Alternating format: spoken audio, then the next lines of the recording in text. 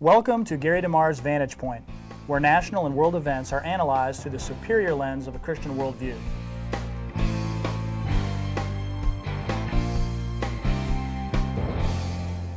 Vantage Point is brought to you by American Vision. For more about today's topic, check out the best-selling book, The Christian Life and Character of the Civil Institutions of the United States. You will find it at AmericanVision.com. On my right, we have author, speaker, prolific author and speaker, and president of American Vision, Gary DeMar. On my left is Joel McDermott, wannabe prolific author, speaker, resident antagonist, and our director of research. Welcome, gentlemen. Good to be here. I want to let our viewers know, too, that I'm here representing your concerns and questions. If you'd like to send your email to vantagepoint@americanvision.org, we will feature those in the next program, so I encourage you to do that right now. Gary, to kick things off, maybe I'm naive when I ask this question, but did you ever think the day would come when our own president would turn against his country? And what I'm referring to here is the recent lawsuit that Obama and his Attorney General, Eric Holder, have filed against the state of Arizona over their recent immigration law. Basically, I believe this move shows he's siding with Mexico, a foreign nation, the drug cartels and human traffickers against the citizens of his own country. Well, I think part of the problem, of course, is that we have a national immigration set of immigration laws that really aren't being enforced, and it's easy for people from Washington D.C. and maybe some of the eastern states and the coastal states that don't have an access into the country to kind of ignore what's going on in Arizona. And Arizona right now, not only is it dealing with illegal immigration and affecting the economic base of the country, because you got kids going to school there and going at the taxpayers' expense, but there's a great deal of crime because, as you mentioned, the drug cartel coming through. My guess is, Obama and his administration don't really see it that way. They're trying to keep friendly relationships with Mexico because it is a border state. We do a lot of trade with Mexico. But I think it's a huge, huge problem for the United States, and it's certainly not helping the border states of New Mexico, and of course you got Arizona and Texas. And I think Arizona's doing the right thing. Arizona's simply putting pressure on the federal government to get back and do what it's supposed to be doing on immigration laws.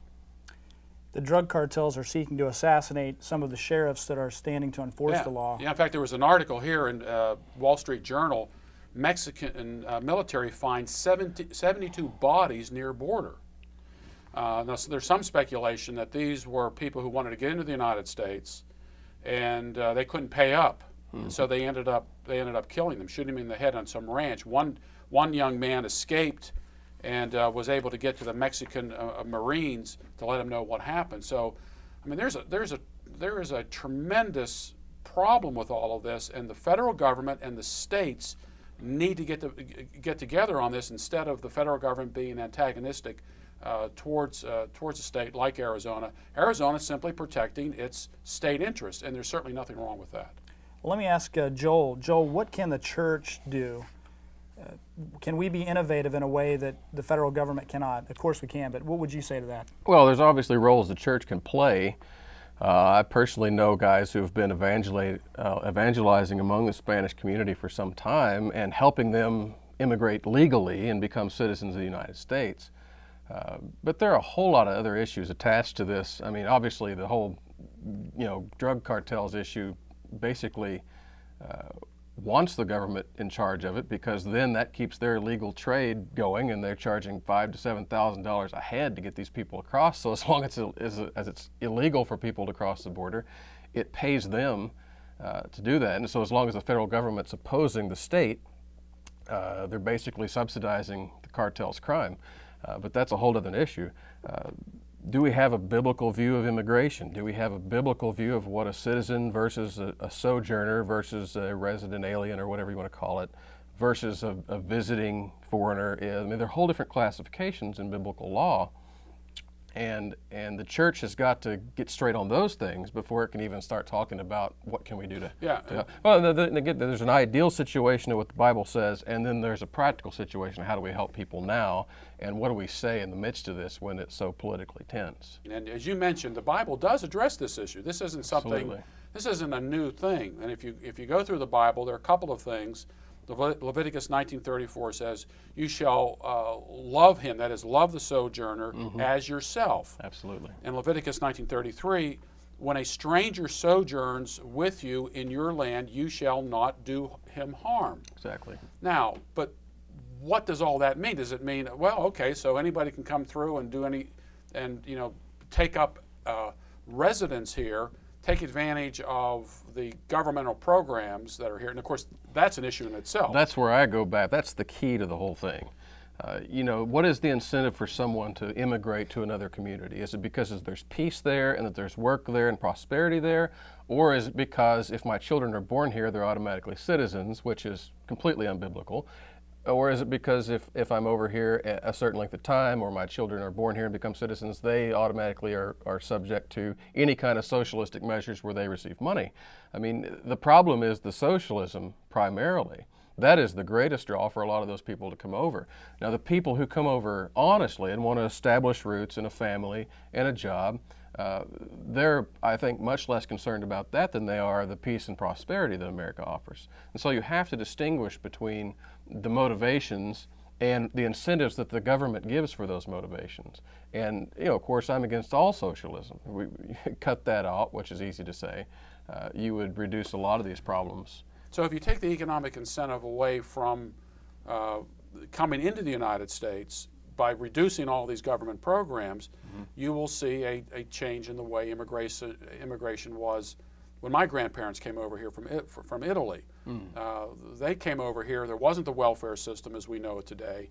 They came over here for a opportunity. Right. And in many cases, in order to get into the United States as an immigrant, you had to have a sponsoring family to do so. So they would take care of you and take care of your expenses. Right. That's all changed. And so, as Gary North always says, you can't change just one thing. There are a whole slew of things that have to change regarding this. But I think the first point is that Christians need to get back and look at the Bible and look at it specifically, like this passage: "You shall love the sojourner as yourself." Yeah. Well, let's substitute the word neighbor. You shall love your neighbor as yourself. Does that mean if your neighbor came in and took up residence in your house, that would be okay? Well, of course not. But the same type of thing is happening with an alien population coming over here and taking up residence within our country, taking advantage of programs that we're paying for. So this, "you shall love the sojourner as yourself," is no different from loving your neighbor as yourself. Certain laws apply to private property, to neighbors. Why is it any different for somebody coming over here from another country? Exactly, and it goes back to that because the second passage you read, where it says it's right after the passage about just weights and measures, and then "you shall apply these also to the sojourner." The whole point of ancient Israelite law was the fact that there was one civil law that applied to everybody in the realm, right, whether they were alien or not. It didn't mean they had citizenship, and of course there weren't handouts from the government, so there was not that incentive to come over. The only incentive to come was the aspect of an opportunity. And of course those people who came had to abide by the private property laws that were in place. Now there's a very important verse you haven't read yet, and that's in Deuteronomy 28:43, and that pertains to, of course, the blessings and cursings that would come upon Israel if they disobeyed or obeyed Yahweh. And in 28, it's the cursings, and it particularly says that if you abandon Yahweh, the stranger that is among you will gain the ascendancy in the population. You're seeing that exact same thing play out across the board in the United States with these not only just immigration per se, but kind of radical activist organizations like La Raza among the Hispanics and among Islam. Yeah, we're seeing that in Europe. I mean, we're seeing it really play out. It's advanced in Europe. It's beginning here, and there are episodes going on in places like Dearborn. Is Michigan? Dearborn? Michigan. Yeah, but it's Chicago area, if I understand right. Or is that Detroit? Yeah, Detroit. Well, Dearborn is near Detroit. Yeah, Detroit area. I'm sorry. And you're having a large population of Muslims there, and they're already beginning to cause social pressures where the police are taking sides with the Muslims. And those problems will happen to a nation that abandons God, the God of the Bible. It's interesting if you go back and look at the story of Joseph. Joseph and his family, they asked permission to come into Egypt. Yeah. And one of the things that they do in asking permission, and this was some economic issues were related to this, but they brought their own cattle with them. Right. And what was Pharaoh's first question? He says, "What's your job? Yes. What do you do?" And, if they said, "Well, we're just going to look for something," we want to live off the government. No, that wouldn't back. have happened. But right. they brought they brought collateral with them. They brought their own cattle with them. Mm-hmm. And of course, the Deuteronomy 28 starts taking over in a positive effect. They're seen as a danger to Egypt. They're going to overwhelm us over a period of time. So that's always a fear of any nation. But if people are integrated into the nation based upon a common faith and a common set of values, I mean, I grew up in a neighborhood of an Irish family next to us and a Jewish family down the street, another Italian family across the street, Czechoslovakian family up the street, a Polish family, Ukrainian family. And it's interesting, we came from all these different backgrounds, but we had shared common values. Right. And so you could see it. While there may have been disagreements among how our children were being raised, it was always, so and so did wrong, and it was the same moral perspective on all of it. That's not the case anymore. Right. Yeah. The question is always going to come back to, well, I shouldn't say always, but certainly in this case, it comes back to what is citizenship, and citizenship is always tied to an oath, and an oath always implies a religion. The United States may claim to be a diverse, secularized nation, but its roots are not that. What it is a Christian nation that is slowly departing from its faith, and made a lot of headway in the interim decades. But it's always tied to a religion, and that's why Islam is such a big problem. That's why building a mosque in certain areas is such a big problem, despite private property rights. Glad you brought that up. Breitbart featured an article about Roger Ebert, who basically supporting the Ground Zero Mosque. Ebert is a big-time left-wing socialist, and I want to know, Joel, why do you take the same position as Roger Ebert in the supporting of the Ground Zero Mosque? Well, on purpose. Right. And the only reason it's called the Ground Zero Mosque is because the landing gear flew 5 blocks and landed through the building, therefore connecting it, via proxy to Ground Zero. I don't think it's a Ground Zero Mosque personally. It doesn't make me a leftist. I mean, just because a leftist has a position doesn't mean it's a leftist position. I mean, if a leftist said 2 + 2 = 4, would you quit believing that because it was held by a leftist? Yes, I think I would. Yes. I might go verify it. That's right. I would go back and at least check it one more time. But but no, I mean, they have. Goes back to what I was saying. What is citizenship? What is the basis of a nation? What are the oaths? I mean, if you really want to say these people don't have a right to practice the religion in a certain place, in a certain way, okay, then go back to the really fundamental issue, and this is what no Republican will have the cojones to say, and that is we need to bring back the religious test oath for holding office in this nation. That's what it boils down to.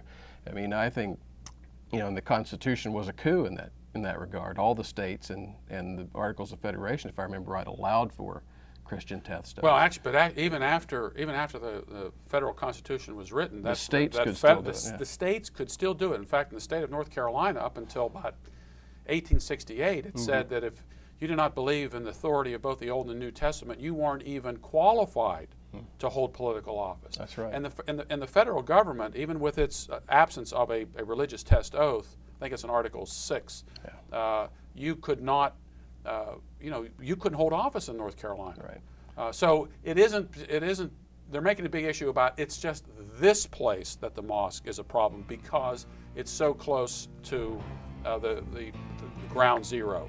Except there's one there already. Yeah, there's one close by. Yeah, within a block. I mean, or 2 blocks. So what about the mosques across the country?